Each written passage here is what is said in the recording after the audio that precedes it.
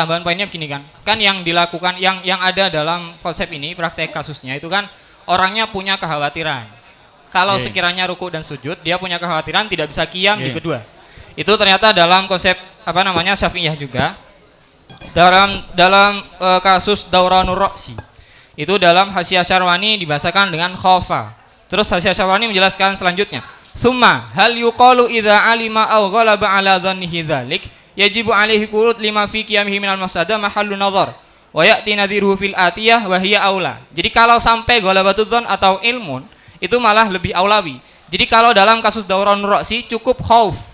Khauf itu tanpa tendensi. Saya bahasakan dalam Fatawi Kubra. Ketika ada orang disuguhkan makanan yang dia khawatir makanannya ada racun. Di situ dia keadaannya mutor, ada maitah.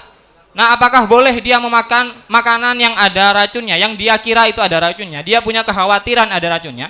Ternyata menurut konsep Syafi'iyah tidak apa-apa. Karena khauf itu derajatnya di bawah ghalabatul dzan. Wa bima jama'atu bihi bainal qaul bil karaha wal qaul bil hurma yu'lamu annama huna min hurmatil musyammas wal musakhan inda ikhbari tabibaini aw tabibin bina'an ala ma marra min annahu yadurul musta'mal bin nisbah li muqtadin qamin aqama bi mizajihi la yunafi ma fi su'al anis Syafi'i radhiyallahu an fil muttar idza khafa sum li'annahu fi mujarradi khaufin lam yastanid li alamatin taglibu ala dhanni dharar wa ma huna fi khaufin ustunida li alamatin hiya ikhbarul adl aw ma'rifatu nafsihi bit tibbi yaglibu ala dhann dharar. Jadi untuk sampai pada taraf ghalabatul dzan itu pakai ikhbarut tabib. Tapi kalau tidak ada tendensi ikhbarut tabib, dia hanya melalui pengalaman, maka khaufnya di derajatnya di bawah ghalabatul dzan. Ternyata dalam konsep Dauranur Ra'si tidak perlu ghalabatul dzan, cukup khauf. Dari Al-Anwar saya simpulkan ya, bahwa memahami dari ibarat yang telah dibacakan dari Al-Anwar masih dalam lingkup mazhab Syafi'iyah, di mana yang penting ada qiyamnya.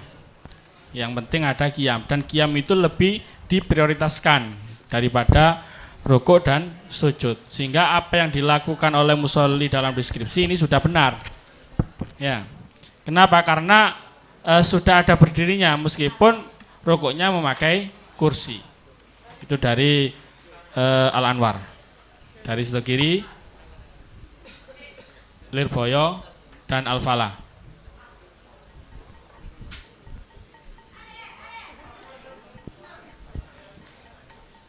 Monggo. Cek lo cek. Bismillahirrahmanirrahim. Ada beberapa iskalan atau itiratan dari kami sendiri dari ibarat yang dibacakan oleh Mujib tadi. Yang pertama, jadi kasus yang dibacakan Mujib itu berbeda dengan kasus yang kita bahas. Kasus yang dibacakan si Mujib itu adalah amkanahul qiyam dunar ruku' wasujud. Kan gitu tadi nggih. Sedangkan dalam kasus kita itu amkanahur ruku' wasujud. Gitu. Ternyata dipahami intinya di sini ada qiyam. Bukan di situnya, di setelahnya. Mafhumnya di setelahnya. Nggih. Akidun koma kan, koma wa fa'alahu ma biqadri imkanihi, sehingga kan nanti yang diintinya itu adalah qiyam, kan gitu. Ternyata kalau kita nalar lagi ilatnya itu ini berbeda dengan ilat, dengan ibarat apa jawabannya itu berbeda dengan ilatnya. Ilatnya itu mengatakan li annal maisur layaskutu bil maksur. Seharusnya dalam kasus enggak, setelah itu maksudnya dari Al-Anwar setelah itu, ibarat setelah itu. Walau amkanahul qiyam itu nggih. Li anal qiyam akadun itu loh. Nggih, li anal qiyam akatu minhu, terus setelahnya kan wali annal maisur layaskutu bil maksur kan. Nggih. Jadi itiratan kami itu gini. Dari illat al maisur layaskutu bil maksur, seharusnya kita paham bahwa ketika hal itu mampu dikerjakan, seharusnya dia mengerjakan. Dalam kasus ini yang diiskalkan atau yang disangsikan itu kan mampu rukuk dan sujud. Lah itu yang belum diibarati oleh Mujib. Kalau ibarat setelahnya, kalau di Tuhfahnya itu ada ibarat gini. Wa kharaja biqauli minhu man yaqdiru alaihi ma law qa'ada fayusalli qa'idan wa yutimmuhuma la qa'iman wa yumi'u bihima ala ma jazamihi bihi ba'duhum. Jadi tetap ketika emang nanti dia itu mampu rukuk sujud, maka tetap harus dilakukan. Ketika dalam keadaan duduk misalnya mampu rukuk sujud harus dilakukan, karena tadi itu ilatnya li annal maisur la yasqutu bil maksur. Bisa dipaham nggih? Bisa dipaham. Nggih, itu. Dari mana al-fala tadi ya? Dari mana al-fala dulu apa dulu tadi? Al-fala. Al-fala mana ini? Plosa apa lebak? Ploso.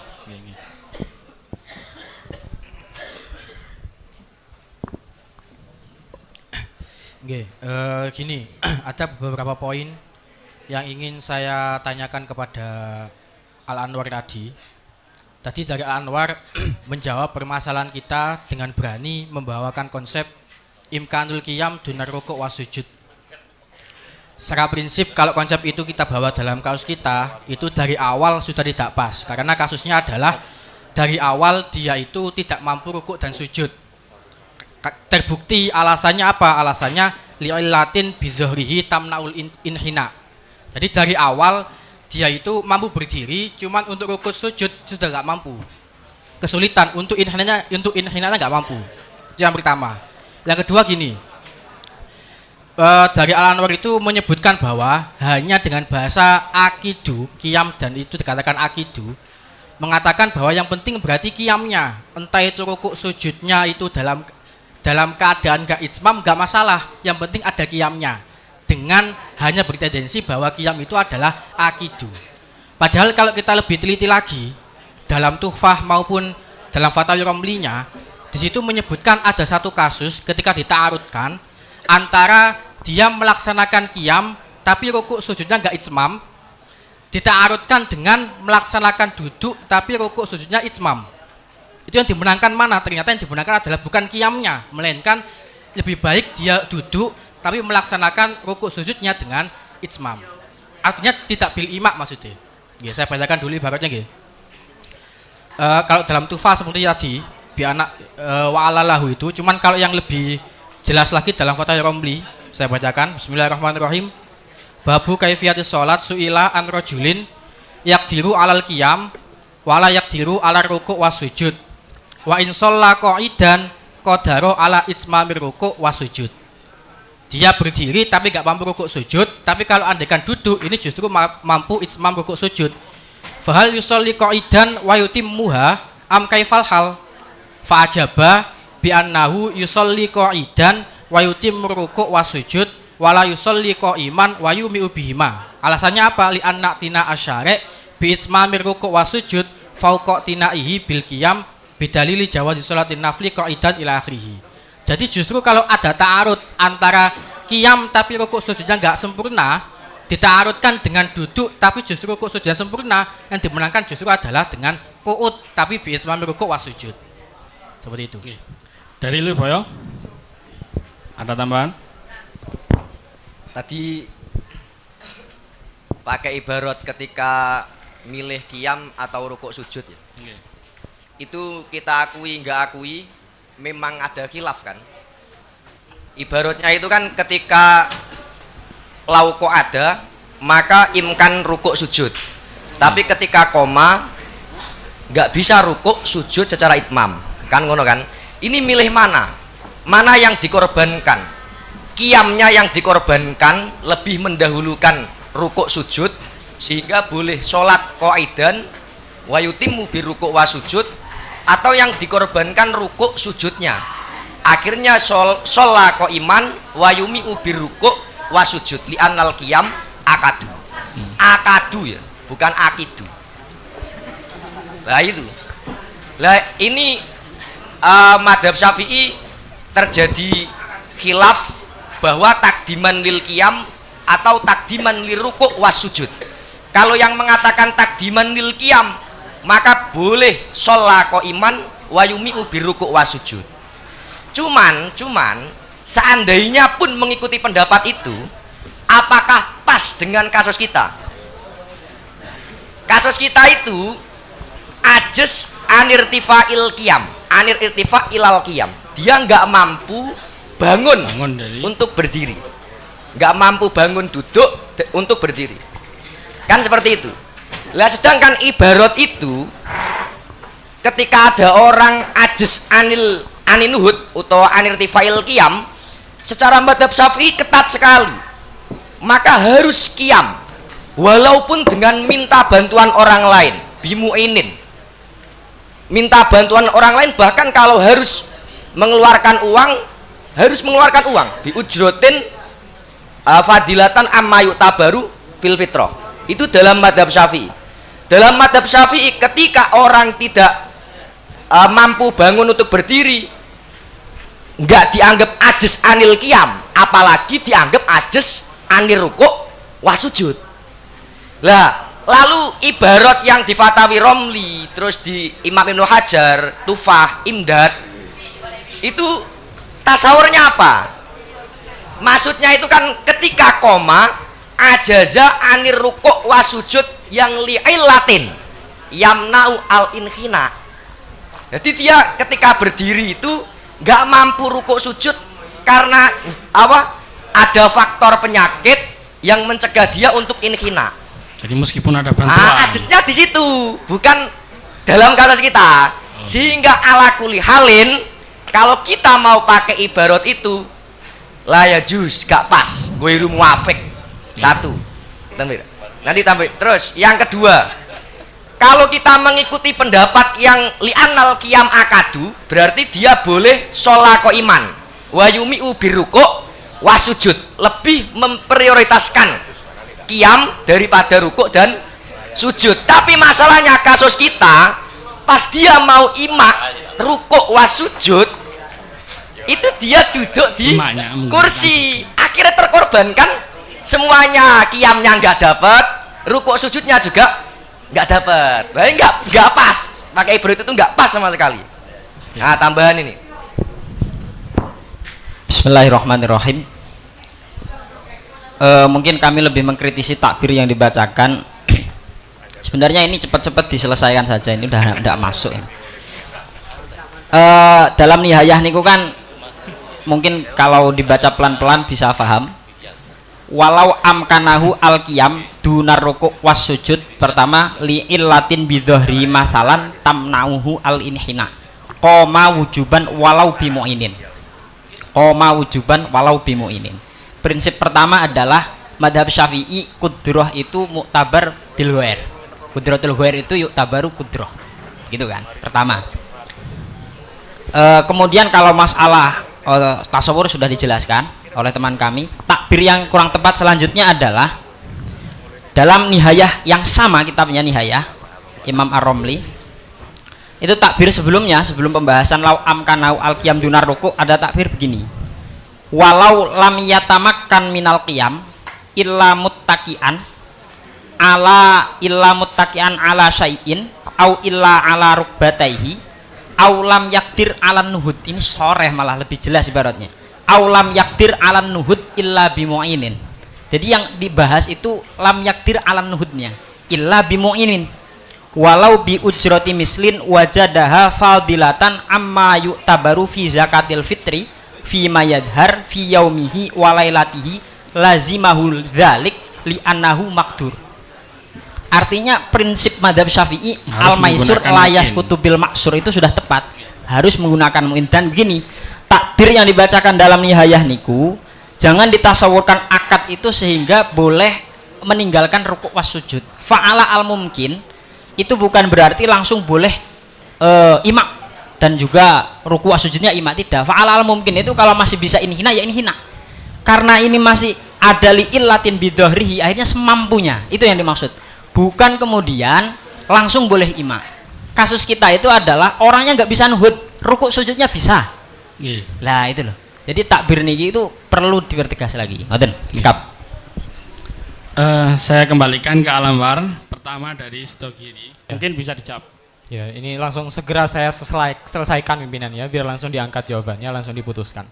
Gini, iskalan dari Sidogiri dengan Al-Falah Ploso tadi itu jelas sudah dijawab oleh Lirboyo, mukaddimahnya yang panjang tadi, bahwa ini memang khilaf Bapak.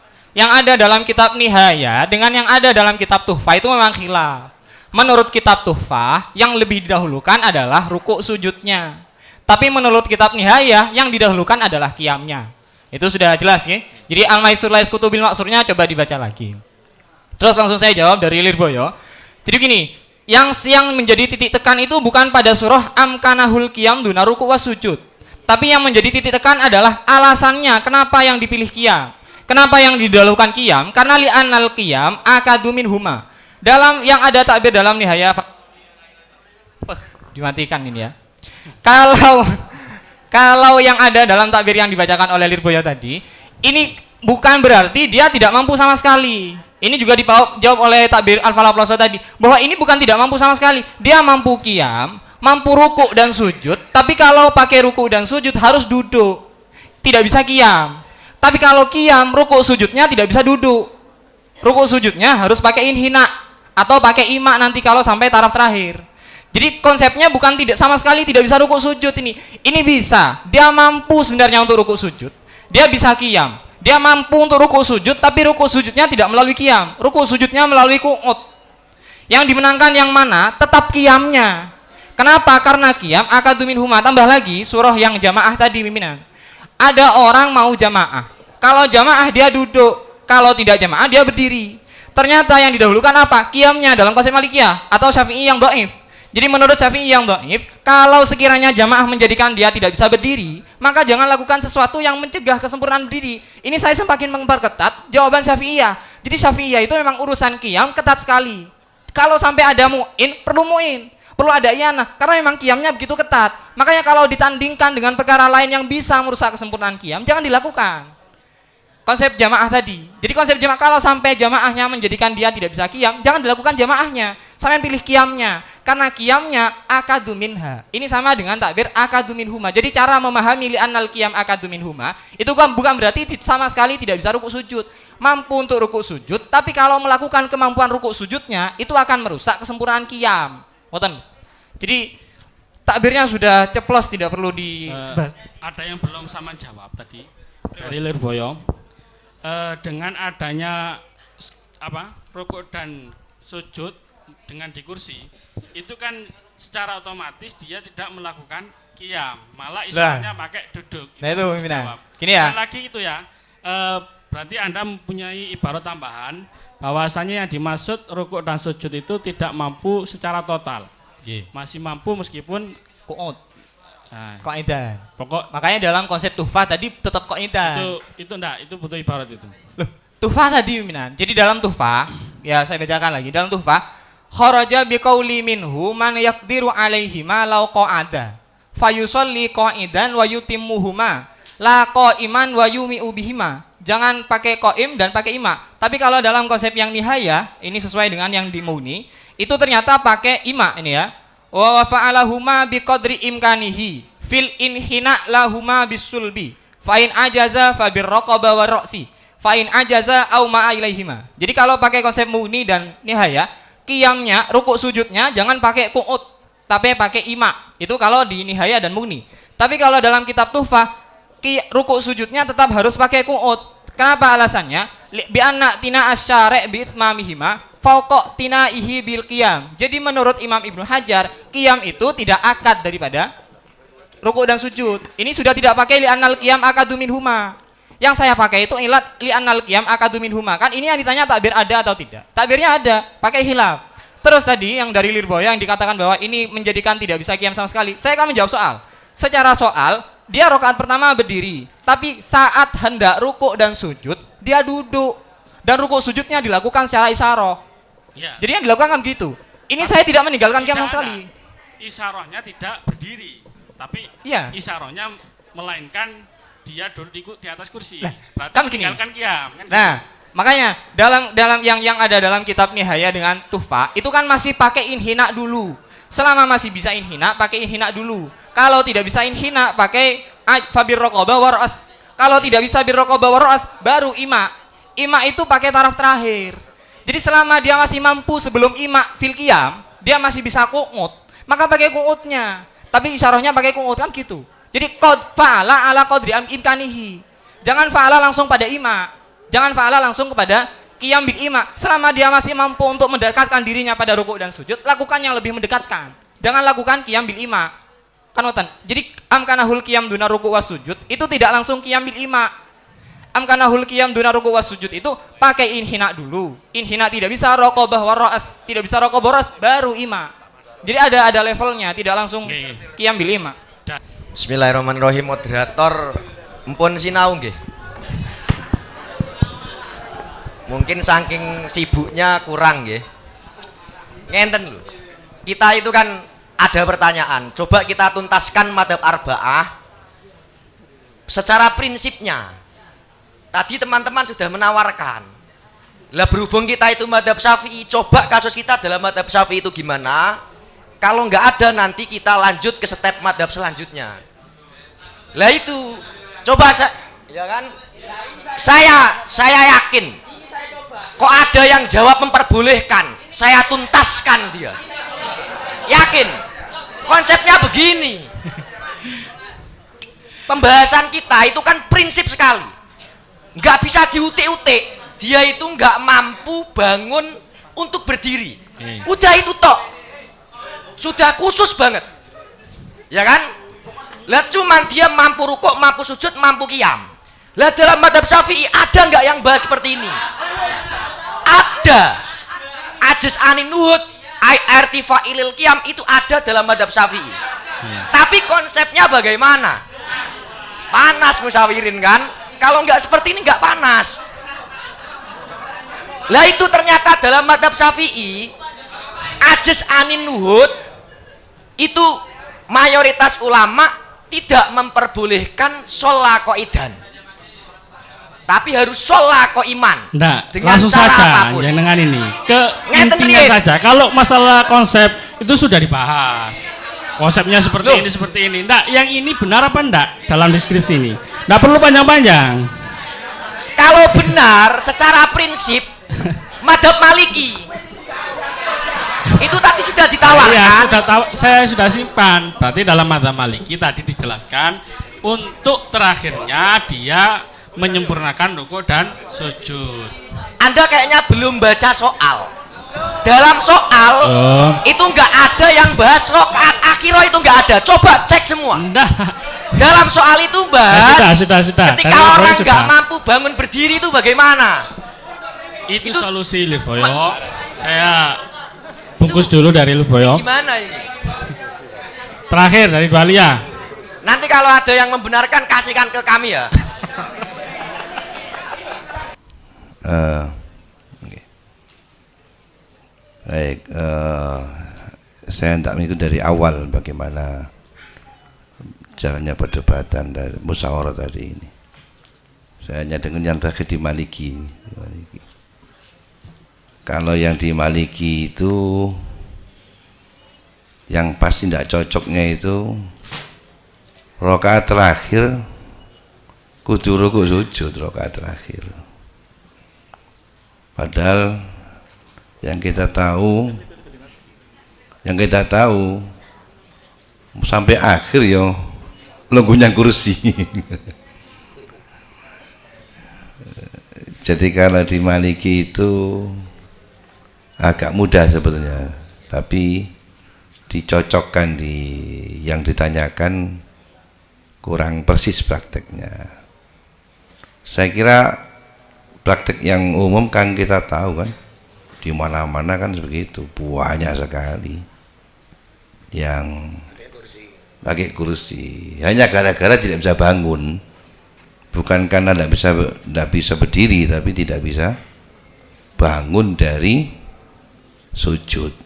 Hanya itu saja. Jadi kendalanya gak iso tangi ke sujud, lalu memilih duduk di kursi, baik itu sholat wajib atau sholat sunnah.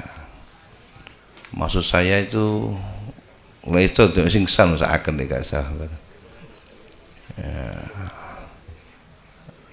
Tadi sudah sampai saya Salim Khatib saya Salim Khatib sudah disampaikan tadi. Saya Salim Khatib yang saya Salim Khatib turun ya.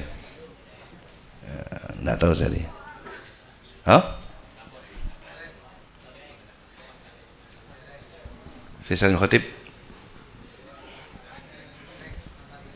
Hah? ajak saya salim khotib itu. Wis dibahas saya salim khotib pisan. Enggak di musyawarah sih, Pak, saya salim khotib dulu. Garing. Yang dibahas niku namun nihaya kali tufah. Oh, Di Kisarang niku mundut akadul kiamawon.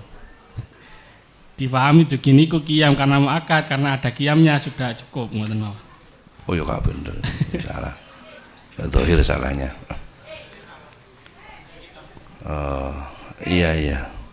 Ya lek gak sah ngono jadi gampang. Ya. Iya iya. Hanya madhab Syafi'i dan madhab Maliki, madhab lain belum nih. Belum madhab lain, madhab Hanafi apa? Belum ada yang nyampaikan. Terus saya salim khotib turun disampaikan aja.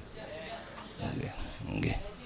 Ya kalau hanya itu ya enggak, ya kalau hanya di Maliki tadi ya enggak benar, enggak bisa, enggak cocok itu. Jadi saya enggak tahu, saya tadi yang disampaikan ada beberapa, misalnya ada banyak pilihan kan, pendapat ini. Yang satu itu yang jelas itu enggak benar kan. Ya monggo saya enggak tahu dari awal apakah sudah dianggap cukup atau masih dicek lagi. Saya serahkan sama yang Musakhi yang tadi dari awal nunggu tadi, yang Musafak sama Kinur Hasan, saya semua kesahkan. Monggo.